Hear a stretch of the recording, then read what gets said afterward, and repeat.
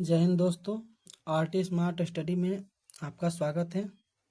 आज हम लोग का 18वां नंबर टॉपिक बिहार की जनगणना या जनसंख्या बोल सकते हैं 2011 की। ठीक, तो ज़्यादा समय ना गवाते हुए हम लोग अपने प्रश्न को देख लेते हैं। ज़्यादा टाइम वेस्ट करने से कोई फ़ायदा नहीं होगा क्योंकि एग्ज़ाम बहुत ही नज़दीक आ गया है, हर एक एग्ज़ाम। तो उसको देख लेते हैं हम लोग। पहला प्रश्न कि बिहार की राजधानी, आप लोगों सबको पता होगा कि बिहार की राजधानी पटना है, लेकिन कुछ ही लोगों को पता होगा कि बिहार पटना का अन्य नाम भी कुछ कुछ होता है। तो पटना का अन्य नाम कौन कौन से है? तो पाटलिपुत्र, आप लोगों को पता होगा, पुष्पपुर, याद रखिएगा पुष्पपुर, उसके बाद कुसुमपुर, आजिमाबाद। अगर मान लीजिए कि आपको समानार्थी या पर्यायवाची में दे देगा कि आजिमाबाद किसका नाम है, तो आजिमाबाद पटना का नाम है। आप लोग ध्यान रखिएगा। बिहार बिहार का गठन कब हुआ था? तो बिहार का गठन हुआ था 1 अप्रैल 1912 ईस्वी को। ध्यान रखिएगा 1 अप्रैल 1912 को। अगर पूछा जाएगा कि 22 मार्च, तो 22 मार्च को बिहार, जो 22 मार्च है, तो 22 मार्च को क्या मनाया जाता है? तो बिहार दिवस मनाया जाता है। गठन नहीं हुआ था। 1 अप्रैल 1936 ईस्वी को बिहार से उड़ीसा अलग हुआ था।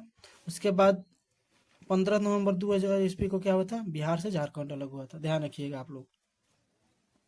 आगे देखते हैं अगला प्रश्न कि बिहार की कुल जनसंख्या कितनी है? तो 10,40,99,452, जो कि देश का तीसरा स्थान है। पहला स्थान कौन सा है? तो पहला स्थान पर जाएगा यूपी, और दूसरे स्थान पर हो जाएगा महाराष्ट्र, और तीसरे स्थान पर कौन सा है? बिहार है। याद रखिएगा।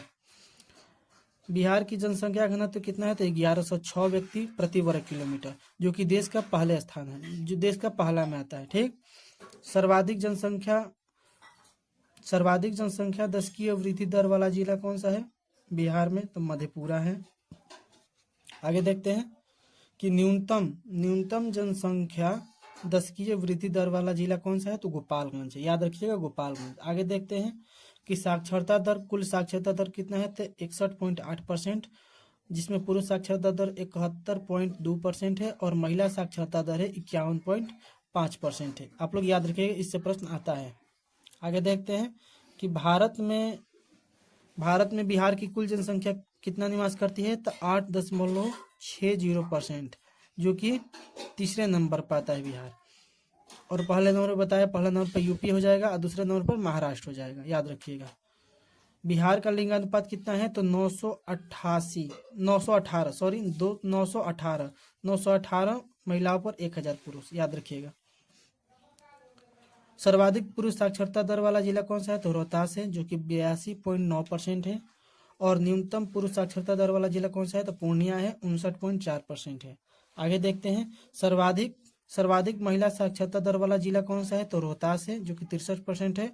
और न्यूनतम महिला साक्षरता दर वाला जिला कौन सा है? तो सहरसा है, 41.7%। सबसे अधिक जनसंख्या वाला जिला कौन सा है? तो पटना है। और सबसे कम जनसंख्या वाला जिला कौन सा है? तो मधेपुरा है। आगे देखते हैं अगला प्रश्न कि सबसे अधिक लिंगानुपात वाला जिला कौन सा है? तो गोपालगंज।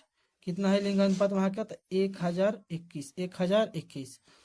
सबसे कम लिंगानुपात वाला जिला कौन सा है? तो मुंगेर, 876। याद रखिएगा। आगे देखते हैं हम लोग अगला प्रश्न। तो अगला प्रश्न हम लोगों का कि सबसे अधिक साक्षरता वाला जिला कौन सा है? तो रोहतास। और सबसे कम साक्षरता वाला जिला कौन सा है? तो पूर्णिया है। आगे देखते हैं सर्वाधिक नगरीय जनसंख्या वाला जिला कौन सा है? तो पटना है। और न्यूनतम नगरीय जनसंख्या वाला जिला कौन सा है? तो समस्तीपुर है। आगे देखते हैं कि कुल जनसंख्या में अनुसूचित जाति, जिसे हम लोग एससी बोलते हैं, कितना है? तो सबसे ज्यादा कुल जनसंख्या का अनुसूचित जाति कितना है? 15.9%। और कौन से जिला में? गया जिले में। कुल जनसंख्या में अनुसूचित जनजाति एसटी कितना है और कहाँ है? 1.3% है। और कहाँ? पश्चिमी चंपारण में। याद रखिएगा, इससे भी प्रश्न आता है। देख लेते हैं कि क्षेत्रफल में कौन सा सबसे बड़ा जिला और सबसे छोटा जिला। तो क्षेत्रफल में सबसे बड़ा जिला होता है पश्चिमी चंपारण, जिसका वर्ग किलोमीटर है 5228 वर्ग किलोमीटर तक फैला हुआ ये जिला। आगे देखते हैं सबसे छोटा जिला कौन सा है? तो शिवहर है। तो सबसे बड़ा जिला, सबसे छोटा जिला पूछ लिया जाता है। आगे देखते हैं, देखिए ध्यान दीजिएगा, बिहार में 2 नए रामसर साइट और खोजे गए हैं, यानी कि 2 रामसर साइट हम लोग के बढ़े हैं। कौन है 2? तो एक बक्सर जिला में है, बक्सर जिला में है, विश्वामित्र की नगरी बक्सर, और दूसरा है पश्चिम चंपारण, दूसरा है पश्चिम चंपारण में खोजा गया है। ठीक, याद रखिएगा। ये दोनों 2025 में रामसर साइट में शामिल हुए हैं। तो देख लेते हैं कि बिहार में अब टोटल रामसर साइट की संख्या कितनी हो गई है, 5 हो गई है। और सबसे शुरू में कौन थी? शुरू में कांवर झील था, कांवर झील जो कि प्रवासी पक्षियों के लिए जाना जाता था, जो कि बेगूसराय जिला में है, और इसको शामिल किया गया था 2020 में। इससे प्रश्न पूछा जाएगा कि बिहार का ऐसा कौन सा रामसर साइट है जिसे मतलब पहले पहले शामिल किया गया था? तो कांवर झील है। कब शामिल किया गया था? 2020 में, जो कि बेगूसराय जिला में पड़ता है। तो कांवर झील कहाँ है? बेगूसराय में। उसके बाद 2024 में शामिल होता है नागी। नागी नागी जो है जलाशय है एक, और नकटी, दोनों को नागी और नकटी। तो नागी रामसर साइट में कब शामिल होता है? तो 2024 में। और ये कहाँ है? दोनों जमुई में है, और दोनों एक ही साथ शामिल हुए थे। ऐसे भी आप याद कर सकते हैं। तो नागी और नकटी दोनों को रामसर साइट में शामिल किया गया है 2024 में, और दोनों ये कहाँ पड़ते हैं? जमुई जिले में पड़ते हैं। आगे देखते हैं बक्सर। तो बक्सर में कौन सा शामिल हुआ है? गोकुल जलाशय। गोकुल जलाशय ये बक्सर जिला में पड़ता है।